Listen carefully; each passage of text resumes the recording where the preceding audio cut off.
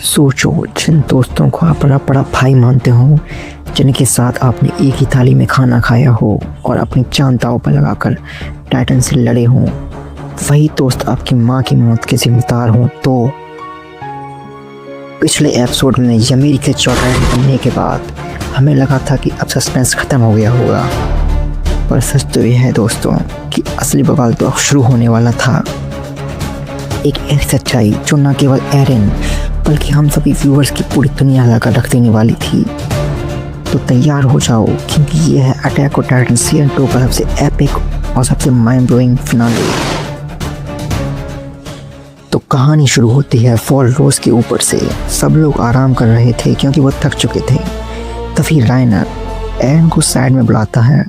हवा चल रही होती है, फ्लैग फड़फड़ा रहे होते हैं और राइनर बहुत ही कैजुअल तरीके से बोलता है, एरन 5 साल पहले हमने ही दीवार तोड़ी थी। मैं हूँ आर्मर टाइटन और ब्लैथहोल्ड है कलोसल टाइटन। भाई, मेरा दिमाग हिल गया था ये सुनकर। कोई इतना बड़ा राज इतने नॉर्मल तरीके से कैसे बता सकता है, जैसे मौसम की बात कर रहा हो। एरन को पहले बिल्कुल यकीन नहीं होता। वो सोचता है राइनर थक गया है, पर फ्लैशबैक में हमें दिखाया जाता है कि कमांडर हानजे और आर्मिन ने पहले ही नोटिस कर लिया था कि एनी, राइनर और ब्लैथहोल्ड एक ही जगह से आए थे और उन पर शक था। पर जब राइनर अपनी चोट को हील करता है, उसमें से धुआं निकलने लगता है, तब क्लियर हो जाता है कि खेल ख़त्म हो गया। जैसे ही राइनर और ब्लैथहोल्ड आगे बढ़ते हैं, हमारी मिकासा पीछे से आकर बिजली की रफ्तार से दोनों पर हमला करती है। वो उनकी गर्दन काट देती है, पर तब तक देर हो गई थी। एक जोरदार धमाका होता है, बिजली लगती है और वो रोज के ऊपर खड़े थे the armoured titan and colossal titan. Eren की आंखों में से आंसू आ जाते हैं और गुस्सा उसे बहुत ज़्यादा था। वो उन्हें कत्ताल बुलाता है, हवा में ही अपने टाइटन रूप में बदल कर आर्मर्ड टाइटन पर कूद पड़ता है। अब शुरू होती है सीरीज की सबसे brutal hand to hand fight. Eren गुस्से में पागल होकर आर्मर्ड टाइटन के मुंह पर जोर से मुक्का मारता है, पर भाई, उसका नाम ऐसे ही आर्मर्ड टाइटन थोड़ी ना है। एरन का हाथ ही टूट जाता है, पर उसके आर्मर पर खरोंच तक नहीं आती। एरन समझ सका था कि ब्रूटी फोर्स से तो उसे नहीं हराया जा सकता, इसलिए एरन ने जो ट्रिक एनी के साथ सीखी थी वो उसे यूज करने का फैसला करता है। एरन अपनी फाइटिंग स्टाइल को चेंज करता है। वो मिक्स मार्शल आर्ट, जिसे MMA भी कहते हैं, वो ग्रैप्लिंग टेक्निक का यूज़ करता है। वो राइनर को ज़मीन पर गिरा देता है और उसका हाथ ब्लॉक कर देता है। यहाँ मिकासा भी अपना दिमाग लगाती है। वो उसे पता चल जाता है कि राइनर के घुटनों के पीछे आर्मर नहीं है, नहीं तो वो चल नहीं पाता। मिकासा अपने ब्लेड का यूज़ करके उसके घुटनों को पीछे से काट देती है। एरन लगभग राइनर का सिर धड़ से रखकर नहीं वाला था, पर तभी राइनर जोर से चीखता है। ये कोई आम चीख नहीं थी, ये था एक सिग्नल। दीवार के ऊपर बैठा कोलोसल टाइटन सीधा राइनर और एरन के ऊपर गिर जाता है। धमाका होता है। जब धुआं हटता है तब हम देखते हैं कि राइनर और ब्लैथहोल्ड एरन और यमीर को लेकर भाग चुके थे। उन्होंने उन्हें किडनैप कर लिया था।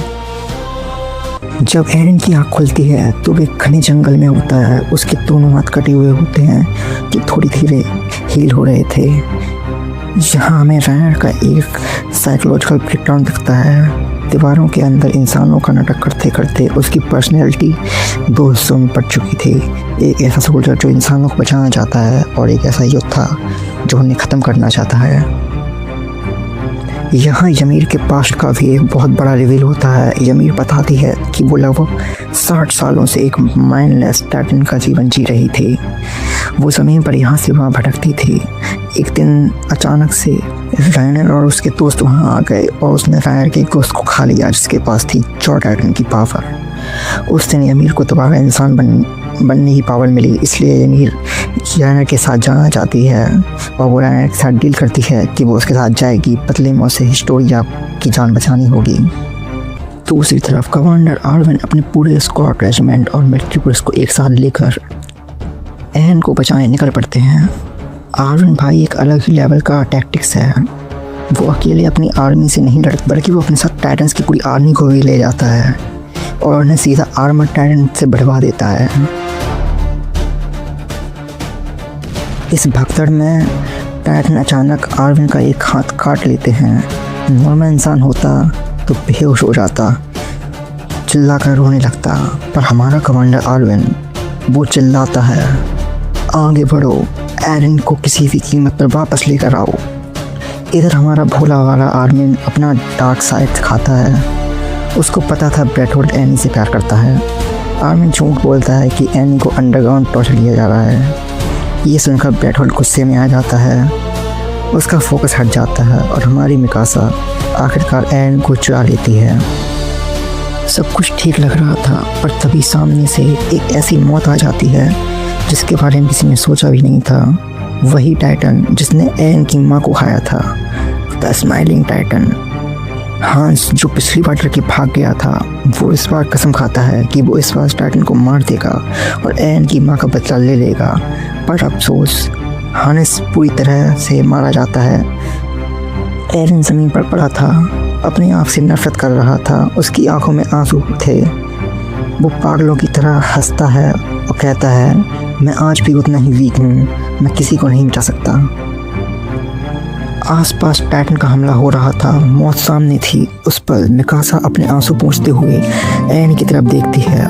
वो उससे शांति से कहती है, एरन, मेरे साथ रहने के लिए तुम्हारा शुक्रिया, मुझे ये स्कार्फ पहनाने के लिए तुम्हारा शुक्रिया।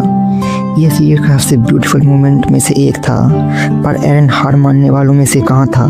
वो खड़ा होता है, कहता है, मैं तुम्हें इसका बार बार पहनाऊंगा मिकासा, और एक जोरदार चीख के साथ उस स्माइल टाइटन के ऊपर हमला करता है। एरन का हाथ स्माइल टाइटन की हथेली पर जा लगता है और तभी एक चमत्कार होता है। एक अजीब सी एनर्जी निकलती है। वहाँ मौजूद सारे छोटे टाइटन्स अचानक से अपने आप स्माइल टाइटन पर कूद पड़ते हैं, उसे चीर फाड़ डालते हैं।